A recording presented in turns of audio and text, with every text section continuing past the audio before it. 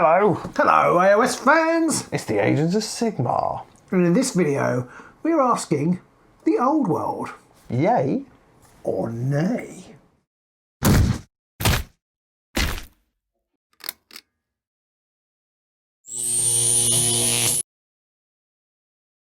The Games Workshop destroyed the old world some 9 years ago now, somewhere between 8 and 9 years ago. Wow.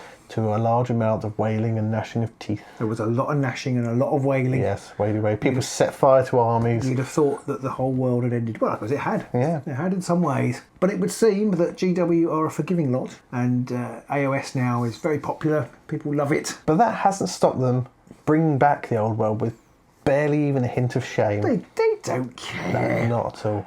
Judging by how the pre-sale went, they don't need to have any shame. None at all. Because it's sold out in record times. They've got that queuing now, but it's sold out on the first day. You can't get it anymore.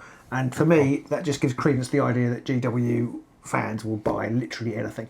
As long as they pile enough fear of missing out on top of it. Yeah. As long as there is FOMO, they will go. Which is not to say that you shouldn't buy it, because that's what this video is about.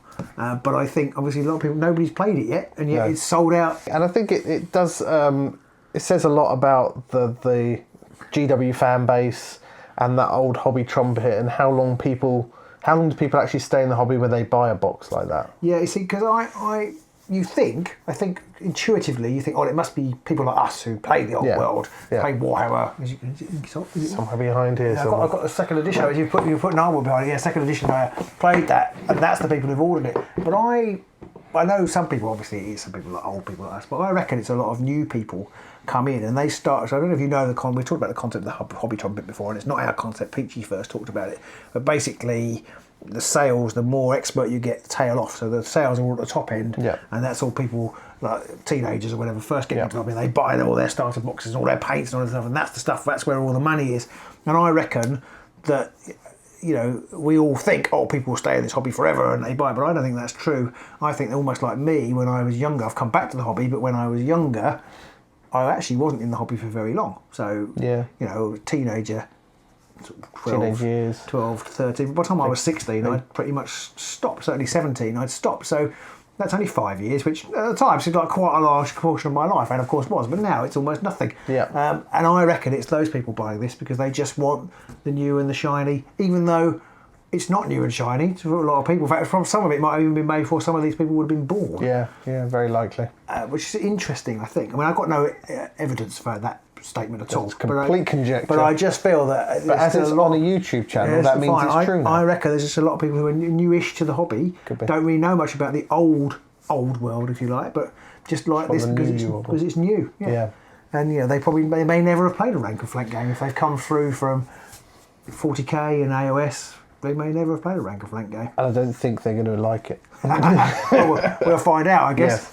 Yeah. So GW brought this stuff back fairly shamelessly, and there's been a lot of talk on the various streams and things about how expensive it is. Yep. But that's fairly common for a Games Workshop and expensive go hand in hand. Their prices, they don't go down. No. And it is based on old models. So yes, there's been no extra design cost. There's been they brought some new models out, but there aren't really any extra design cost there. So yes, they're getting added premium for recasting old stuff, but I mean, Cetra is like the original model from 1990, whatever it is, and it's just like, it's going to cost like £40 odd now.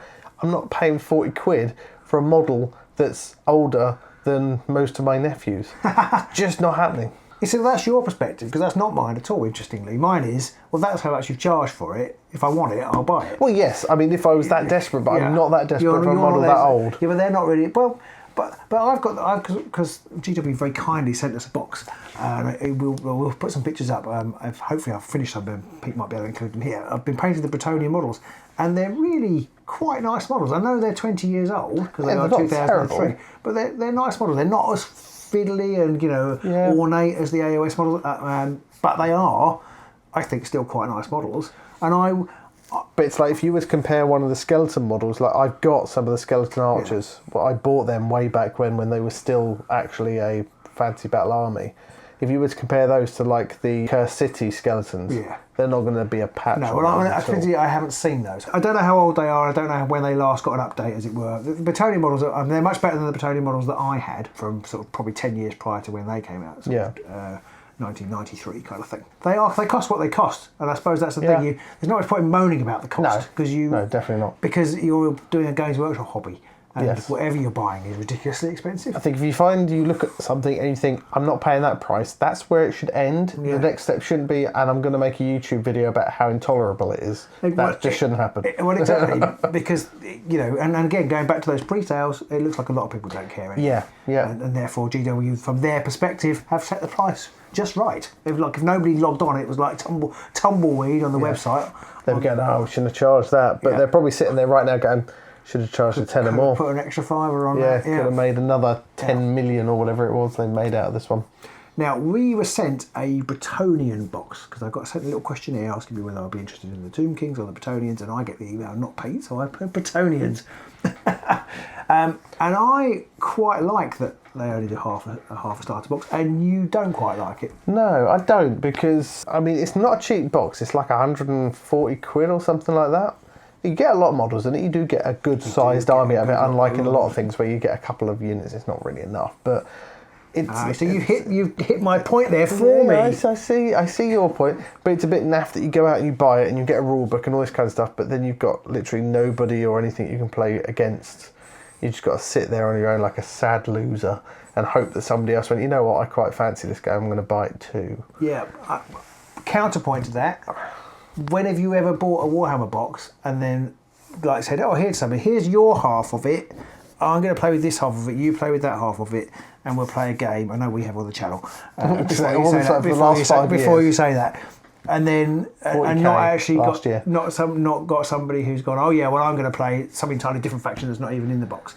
So, I'm generally, from whenever I remember buying one of the main start boxes, I've generally split that with somebody. Right, okay. And I've had half, they've had the other half, and we've just ended up going with that. We might not have collected that as our main armies, but we've split the boxes and had half and half. My feeling is that probably if you buy the box, you want one of them. Yeah, probably. Yeah, and you don't want the other one. So either you've got to sell it, which okay, fair enough. The secondary selling market is something you could do. But either you've got to sell it, or if you're lazy like me, you've got something that you never ever use. True. True. And possibly you want to go and play another entirely other faction, so you've got to go and buy that again. So I don't mind it, because probably if you go out and buy it, you probably do know somebody who's going to play it. Like they've either got old models, or from pre-days, or somebody else who I'll buy the Tomb Kings. So that's very possibly. And just as a final counterpoint, I've always found the games with the starter boxes to be quite unsatisfactory, because there's normally like 2 units each, like you say, in a couple of units. There is that. And they're over super fast, and they don't really give you a taste of the game. Well, I think if you get the 2 boxes, admittedly, it is way more in cost than a starter box, because it's probably getting towards 3 times the price of a starter box by the time you bought 2 of these starter boxes. But you do get a lot of stuff in it, and you both get a rule book as well. So you both get a rule book? There is that. You haven't got that whole thing of who's going to take the rule book home and stuff like that. So there is that, but there is no terrain in it. So there is no terrain. I do have a slight issue with the rule book.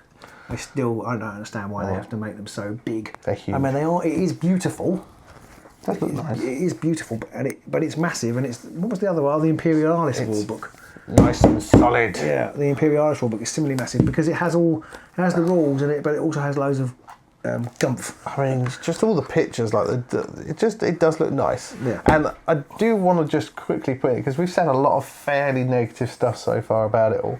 When we saw the original article from GW basically saying Old World's coming back, we both almost simultaneously went, ooh. Well, that's exactly it, and that's kind of what I'm going to say next. I think I'm negative about people's negative reception of it, really, because what did they expect? Yeah, if you see what I mean. I can understand why it might not be for you. Yeah, because it probably isn't for us. Even though when I saw the article about the cavalry wedge, or there's a little cavalry wedge in the Bretonian box, you get a little army list, and it's got the special rules, the cavalry wedge special rule in it. I did drooled a little bit, just a little bit, and I got very, very excited. I think it's a rank and flank game, and therefore it is going to take a long time to play. Yeah, there's quite a lot of fiddly rules, so I'm not sure it's 100% for us. But I think as a concept, I think there are faster rank and flank games out there though. So I don't know whether they could have maybe tried. I do feel like they didn't try to simplify it at all. No, I think they leaned the other way. If anything, they went, you know what, we're going to go even crunchier. I think GW do suffer from being at the apex of being the apex predators, I suppose, of the gaming world, and they can sort of do what they want. Why spend a lot of money redeveloping a system and playtesting it and make sure it's right when you can sell it all out on the first? Yeah. All you've got to do is repackage it, and it's going to sell anyway. So why would you? If you were a business, why would you do that? So to a degree, it's our fault. Yeah, it's your fault. It's your fault, you. Specifically you, because you know you bought a box and you're not going to put it together. To a degree. That is 1/6 of the hobby, though, as we've discussed before. It's just buying it, so at least you're doing 1/6 of it. And I do think there are better rank and flank games out there. There's a game called Conquest, which I've never played, but I've heard is very good. We played Oathmark on the channel. That was really solid. That was nice and quick. And of course, what I think would possibly be my recommendation is to buy the model, because I still think this box, and certainly with the new ones, has peak modelage. I don't think even the 20-year-old Bretonnian models I think are still better than a lot of the newer models from other games companies. And so I think a lot of people are going to still buy this box, and they could go off and play other rank and flank rule systems if they wanted. Because it's all going to be on square bases and stuff, so they can do that. So that would possibly be something I might suggest. I mean, we're not in the rank and flank market, are we? I think it is ideally people who've got either haven't got kids or are kids. Yeah, basically you've got to have time for this. Especially when I remember seeing the rules about how you build an army. It's like 1 point for a sword, 2 points for a greatsword. I used to love that when I first started it. I loved it. Yeah. If not only because it was a good way of cheating. Yeah. Because you just accidentally forget that you get. I forgot I gave that entire unit greatsword. I didn't pay for it. Yeah, but that my heart sunk a little bit. But that said, in the box you do get a little leaflet. That's nice. Unlike Imperialis, where it was like off you go, work it up yourself. Yeah, you do get a little. This is the army in the box, and you can just play it. So if somebody's got 2 boxes, it does kind of feel like we're 20 odd years ago in GW. All of a sudden, we've got the old world and we've got Epic and stuff again. So I'm trying to work out what's next on the thing. Maybe it'll be Battlefleet, Mordheim or Battlefleet, or maybe that one that was all the boats on the water. What, the one that made them go bankrupt? Was that one? Okay, yeah. No, that was a separate little standalone box, but yeah. Anyway. I do have, like I said, some reservations about the rule book. One is I still think they should put the lore in a separate book, so that when you can read that. I mean, to be honest, this is quite uncomfortable to sit in bed and read. It's not easy to hold open. If you want to read about the lore and look at the pictures and all that kind of stuff. Because I don't know about you, I don't mind doing that, reading in a sort of more natural reading environment. I don't really want to read the rules in bed because I just fall asleep. Yeah. And I don't want to carry that to a game every time. So I still think they should split them out. I guess there's probably cost reasons why they don't do that. But I wish they would. And then you've still got the army list book problem. Yeah. So at the time of release, I think they're releasing the Ravening Hordes book, which is like all your bad guys, and then there's like a Forces of Fantasy, which I guess is all the good guys. Yeah. Or it is all the good guys, because I've seen PDF copies of it. And there's only 5 good armies. There's technically 4 really, because there's Bretonnian and the Empire, which are both humans. Yeah. And then you've got High Elves, Wood Elves, and Dwarves. Yeah. And the bad side get Orcs and Goblins, Kemrian. I can't even remember the other 2, but there's only 2 others after that. It's like Ravening Hordes or something, and there's a 4th one. And one thing that I was quite disappointed with, and they explain it all the way, is that there's no Skaven and there's no other things. Oh, it's Chaos, obviously, is one of them. That is a shame there's no Skaven. Yeah. I like the fact that they've moved it away to a different part of the old world. But then they're going to bring out army books. That's what I was just going to finish off on the rule book. So there is going to be a Tomb King's rule book, and there is going to be a Bretonnian rule book. And I'm sure they're very nice, but that's just more cost. More books, yeah. So more things you've got to leaf through. Potentially looking at having to take 3 or 4 books to a game. Yeah. So that is not ideal, but it is the GW way. I have liked what they've done in other systems with AOS 40k, where they've given you the little quick reference cards, and they started doing that with like the army rules and stuff like that as well. And I think they should lean into that a lot more. The reference cards is good. Hopefully they get a reliable supplier of card stock, because the problem with reference cards is that they always go out of sale very quickly. They're doing card slaves as well for it, which I obviously don't think is necessary. But I think that you also have the problem that if they update something, I mean the rulebook goes out of date, but so does your card. So I guess you can. True. I guess you can update the card at least, but it's not ideal. Some sort of digital library would be handy. There's some kind of way of putting on some kind of electronic tablet device. that is Warhammer The Old World, and I think it does. If you want nostalgic rank and flank feels, then it's going to hit the spot for you. It's got all the crunch and the kind of the rank and the flank of the old Warhammer Fantasy Battle game, which of course was considered to be rubbish or killing the game. It was one of the reasons why the game died, was because it was so expensive to build an army. And games took so long, and so many of the competitors out there were doing much faster, quicker games, and 40k was, comparatively a lot faster because it was all skirmish and stuff like that.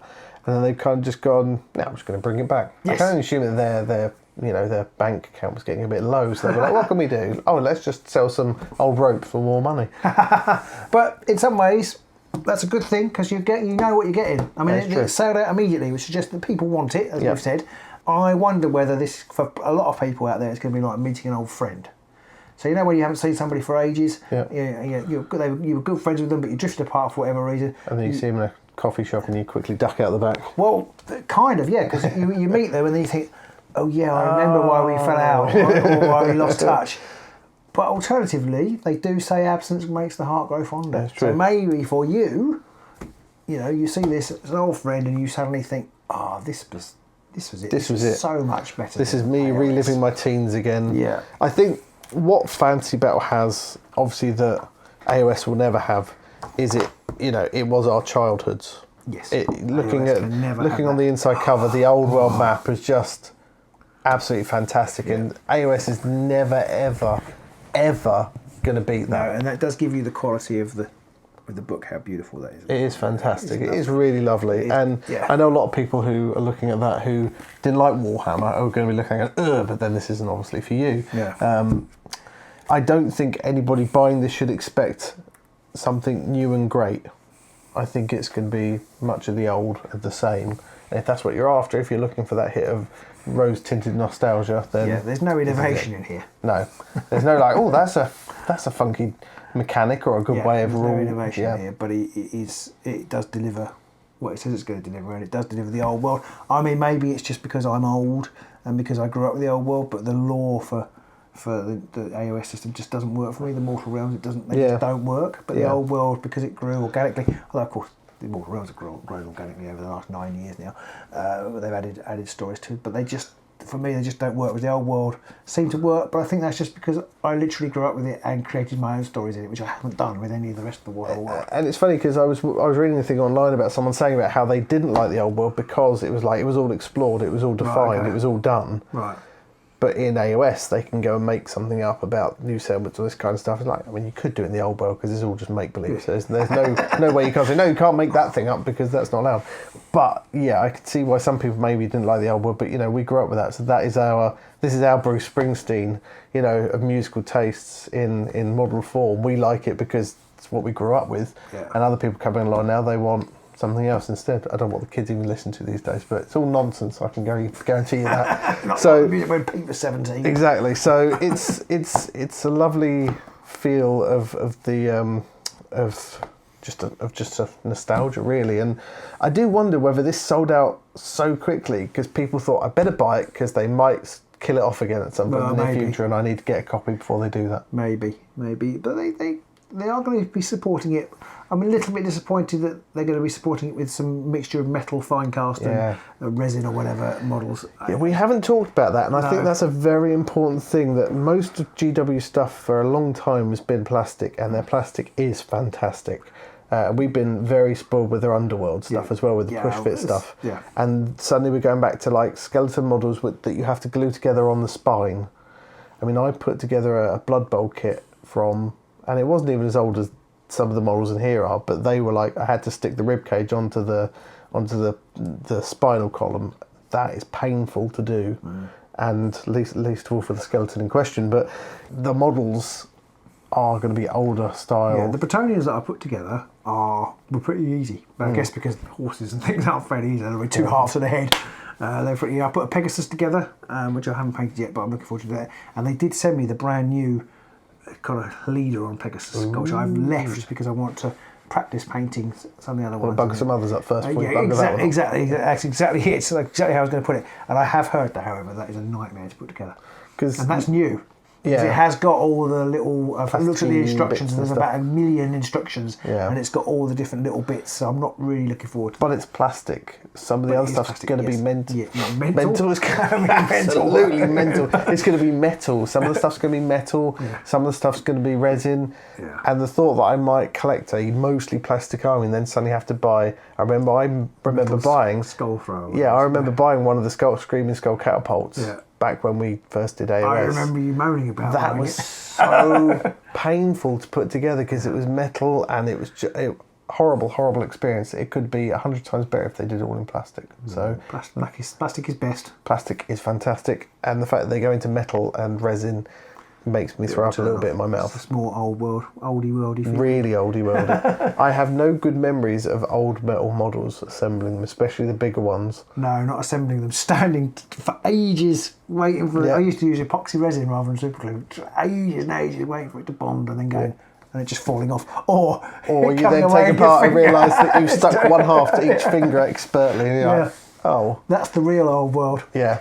So that's Warhammer The Old World. I don't think you're going to be seeing it on the channel, but hopefully on Instagram you'll see some pictures because I have really enjoyed painting my Bretonnian Knights. And I've been really, really busy. I haven't been able to dig through my old boxes and dig out the old models, so I'm going to look out for those. I'll put some pictures up. Yeah, so you might see some painting because I think it's got a really nice opportunities for painting and modelling. But I don't think you're going to see any games on our channel. No, we sadly don't have the time spare to be able to do this, but I'm sure there'll be lots of people out there doing lots of stuff in the skin, and it is nice to see the old world come back alive, if nothing else. And it's nice to have the option there. If we ever do, like when the kids leave home and we've retired, And we we ever win the do want to lottery. play, we can go back to our childhood. Yeah. So we'll see you soon, maybe in the underworld or maybe somewhere else in Warhammer lands.